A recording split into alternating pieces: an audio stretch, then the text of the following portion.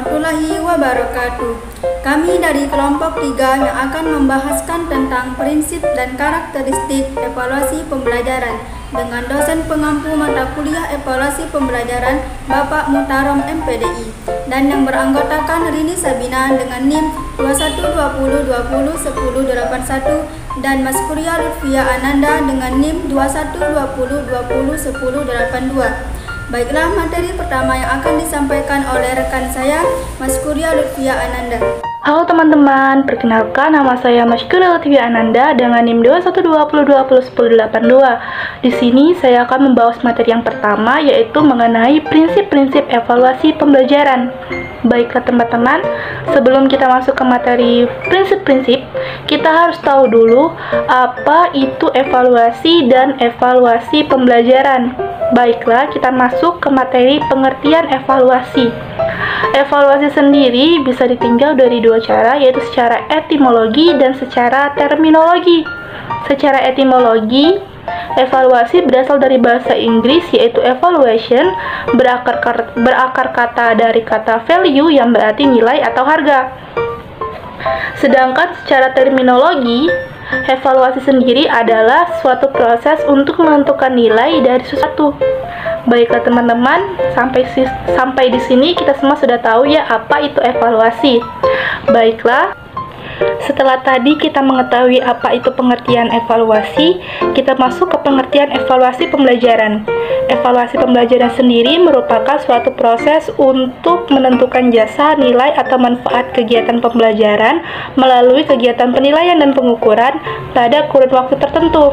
Evaluasi pembelajaran juga mencakup pembentukan atau pembuatan pertimbangan tentang jasa, nilai, atau manfaat program, hasil, dan proses pembelajaran.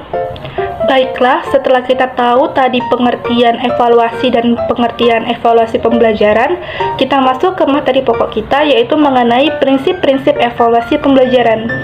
Apa sih itu prinsip? Nah, seperti yang sudah tertera, pengertian prinsip menurut para ahli ada 4. Yang pertama itu menurut Syah Janilus, di mana beliau berpendapat bahwasanya prinsip adalah sesuatu yang dijadikan dasar dalam berpikir dan berpijak. Lalu yang kedua ada menurut Ahmad Jauhar, di mana beliau berpendapat bahwasanya prinsip adalah pandangan atau pendapat yang menjadi panduan berperilaku yang dapat bertahan lama. Yang ketiga ada menurut Dardiri, beliau berpendapat bahwasanya prinsip adalah sebuah kebenaran yang sudah terbukti dengan sendirinya. Lalu yang keempat ada menurut Heri Cahyono, di mana beliau berpendapat bahwasanya prinsip adalah hukum yang telah menjadi kebenaran hakiki. Jadi dapat kita simpulkan bahwasanya prinsip adalah suatu tolak ukur atau suatu pandangan yang dijadikan dasar dalam melakukan sesuatu. Baiklah teman-teman, setelah tadi kita mengetahui pengertian prinsip menurut pandangan para ahli, sekarang kita masuk ke pengertian prinsip evaluasi pembelajaran. Prinsip evaluasi pembelajaran sendiri merupakan tolak ukur atau sesuatu yang dijadikan dasar dalam proses pembelajaran yang dilaksanakan dengan tujuan untuk menilai maupun mengukur hasil belajar siswa pada kurun waktu tertentu.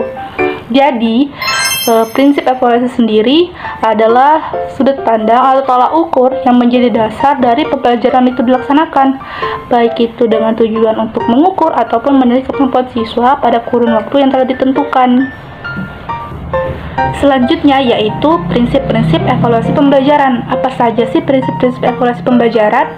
Nah, di sini ada 5. Yang pertama itu ada kontinuitas atau kesinambungan. Pada prinsipnya, evaluasi pembelajaran yang baik itu adalah evaluasi pembelajaran yang dilaksanakan secara teratur dan sambung menyambung dari waktu ke waktu. Dari awal program pembelajaran dimulai sampai program pembelajaran telah berakhir. Yang kedua ada komprehensif atau keseluruhan. Dengan prinsip ini dapat dikatakan bahwasanya evaluasi yang baik adalah dilaksanakan dengan secara utuh atau menyeluruh. Dengan kata lain, evaluasi pembelajaran harus mencakup berbagai aspek kognitif, afektif, dan psikomotorik yang melekat pada masing-masing individu siswa. Yang ketiga ada adil dan objektif. di mana dalam melaksanakan evaluasi guru harus bersikap adil pada setiap peserta didik dan juga harus teliti juga objektif. Yang keempat, kooperatif, di mana guru hendaknya bekerja sama dengan semua pihak, baik itu orang tua, sesama guru, kepala sekolah, ataupun peserta didik itu sendiri. Yang kelima, itu praktis, di mana mengandung arti mudah digunakan baik oleh guru itu sendiri yang menyusun maupun bagi peserta didik. Selanjutnya ada beberapa prinsip berdasarkan Permendikbud nomor 23 tahun 2016 tentang standar penilaian pendidikan pasal 5, di mana menjelaskan bahwa ada beberapa prinsip. Yang pertama ada SOHI. SOHI berarti penilaian didasarkan pada data yang akan diukur. Yang kedua ada objektif, di mana berarti penilaian didasarkan pada prosedur dan kriteria yang jelas. Yang ketiga ada adil, di mana berarti penilaian tidak menguntungkan ataupun merugikan peserta didik. Yang keempat ada terpadu, artinya penilaian merupakan komponen yang tidak terpisahkan dari kegiatan pembelajaran. Yang kelima ada terbuka, berarti prosedur penilaian, kriteria penilaian, dan dasar pengambilan keputusan dapat diketahui oleh semua pihak. Yang keenam ada menyeluruh dan berkesinambungan, artinya penilaian mencakup semua aspek seperti yang sudah dijelaskan sebelumnya. Ada aspek kognitif, afektif, dan psikomotorik. Dan yang ketujuh ada sistematis, berarti penilaian dilakukan secara berencana dan bertahap. Dan yang kedelapan ada beracuan kriteria, berarti penilaian didasarkan pada ukuran pencapaian dan kriteria yang telah ditentukan. Yang kesembilan ada akuntabel, berarti penilaian dapat dipertanggungjawabkan. Nah, yang terakhir ada menurut Rahma dan Nasria, di mana mereka mengatakan untuk mendapatkan hasil evaluasi yang baik, kegiatan evaluasi harus dilakukan berdasarkan prinsip-prinsip yang pasti, yaitu seperti yang akan dijelaskan berikut ini. Yang pertama itu ada prinsip kepastian dan kejelasan, di mana dalam proses evaluasi maka kepastian dan kejelasan adalah posisi yang penting atau menduduki urutan pertama, karena dalam evaluasi melaksanakan evaluasi pembelajaran harus pasti dan juga harus jelas. Yang kedua ada teknik evaluasi, di mana tiap-tiap tujuan, khususnya tujuan pendidikan yang ingin dicapai akan dikembangkan dengan teknik evaluasi yang cocok dengan tujuan itu tersebut. Yang ketiga ada komprehensif, seperti yang telah dijelaskan bahwa evaluasi yang komprehensif akan memerlukan teknik bervariasi. Teknik evaluasi seperti teknik evaluasi tunggal yang mampu mengukur tingkat kemampuan siswa dalam belajar. Yang keempat ada kesadaran adanya kesalahan pengukuran. Evaluator harus menyadari keterbatasan dan kelemahan dalam teknik evaluasi yang digunakan. Atas dasar ini, kita juga harus berhati-hati dalam mengambil kebijakan dalam melakukan pengukuran dan penilaian terhadap peserta didik.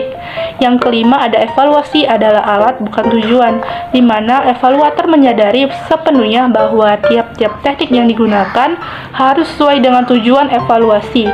Hasil evaluasi yang diperoleh tanpa tujuan akan sia-sia, akan membuang waktu-waktu saja, bahkan juga akan merugikan peserta didik. Maka dari itu perlu dirumuskan lebih dahulu tujuan evaluasi, baru dikembangkan dengan teknik yang cocok. Mungkin itu saja yang bisa saya sampaikan. Materi selanjutnya akan dijelaskan oleh rekan saya. Terima kasih. Yaitu bermakna. Bermakna di sini maksudnya adalah penilaian hendaknya mencerminkan gambaran yang utuh tentang presentasi peserta didik dalam pencapaian kompetensi yang telah ditetapkan, yaitu adil dan objektif. Maksud di sini adalah evaluasi harus mempertimbangkan rasa keadilan bagi peserta didik tanpa membedakan latar belakang. Yang ketujuh yaitu terbuka. Maksud di sini evaluasi harus dilakukan secara terbuka bagi berbagai kalangan, sehingga keputusan tentang keberhasilan peserta didik jelas bagi pihak-pihak yang berkepentingan tanpa ada rekayasa atau disembunyikan. Ikhlas. Maksud di sini adalah keberhasilan niat atau hati pendidik bahwa ia melakukan evaluasi itu dalam rangka efisiensi tercapainya tujuan pendidikan dan bagi kepentingan peserta didik. Yang kesembilan yaitu praktis. Maksud di sini adalah mudah dimengerti dan mudah dilaksanakan dari beberapa indikator yang telah dijelaskan, yaitu dicatat dan akurat. Maksud di sini adalah hasil 5 dari setiap evaluasi presentasi peserta didik harus sesuai secara sistematis dan komprehensif dan disimpan sehingga sewaktu-waktu dapat dipergunakan. Prinsip yang kedua yaitu prinsip khusus. Yang pertama yaitu adanya jenis penilaian yang digunakan memungkinkan adanya kesempatan terbaik dan memaksimalkan bagi peserta didik, menunjukkan kemampuan hasil belajar bagi mereka. Yang kedua yaitu setiap guru harus mampu melaksanakan prosedur atau tujuan dari penilaian dan pencatatan secara tepat bagi prestasi dan kemampuan serta hasil belajar yang dicapai oleh peserta didik. Menurut Grundut dan Din, sebagaimana diulaskan Barsijo, mengemukakan yaitu ada 5 prinsip utama dalam melaksanakan evaluasi pembelajaran. Yang pertama yaitu mengharuskan adanya prioritas utama pada evaluasi. Yang kedua yaitu teknik evaluasi dipilih berdasarkan karakteristik formasi yang diukur.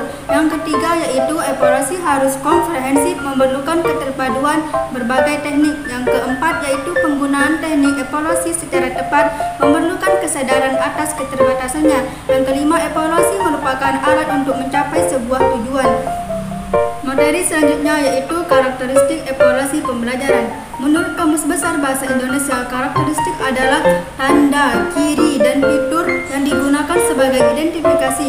Karakteristik juga bisa diartikan sebagai sesuatu yang bisa membedakan satu dengan hal yang lainnya. Adapun kegiatan evaluasi pembelajaran mempunyai karakteristik atau ciri-ciri penting. Di antaranya yang pertama yaitu memiliki implikasi tidak langsung, maksudnya terhadap siswa yang dievaluasi. Hal ini terjadi karena seseorang guru misalnya melakukan evaluasi terhadap kemampuan yang tidak tampak dari anak didik. Yang kedua yaitu lebih bersifat tidak lengkap. Evaluasi itu hanyalah sesuai dengan apa yang dilakukan oleh evaluator itu saja, dengan menggunakan metode tertentu dan tujuan tertentu. Yang ketiga, mempunyai sifat kebermaknaan relatif. Hasil evaluasi itu tergantung pada tolak ukur yang digunakan oleh evaluator atau guru. Di samping itu, evaluasi juga tergantung pada tingkat ketelitian alat ukur yang digunakannya. Ada beberapa indikator yang menjadi ciri-ciri evaluasi dari hasil pembelajaran.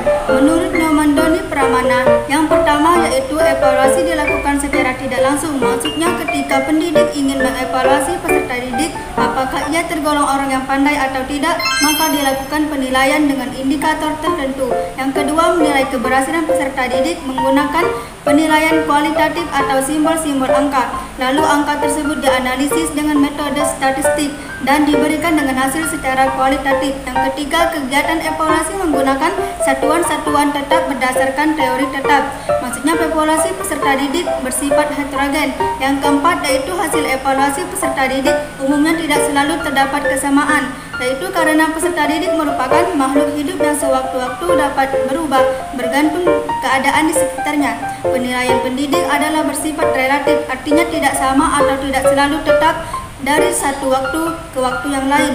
Yang kelima yaitu dalam evaluasi hasil pembelajaran tidak menutup kemungkinan terjadinya kesalahan. Maksudnya pendidik dalam memberikan penilaian dan pengukuran beberapa kesalahan dalam memberikan penilaian dapat dilihat dari yang pertama yaitu sampling, keliruan menentukan soal dari sekian banyak materi yang diajar. Yang kedua yaitu scoring, keliruan dalam menentukan nilai. Yang ketiga yaitu ranking, keliruan dalam pemberian peringkat pada peserta didik. Yang keempat yaitu quizzing, yaitu keliruan yang terjadi akibat dari tes yang biasanya dilakukan. Mungkin itu saja yang dapat kami sampaikan. Apabila ada kata yang salah, kami mohon maaf, dan kepada Allah kita sama-sama mohon ampun. Akhir kalam, wassalamualaikum warahmatullahi wabarakatuh.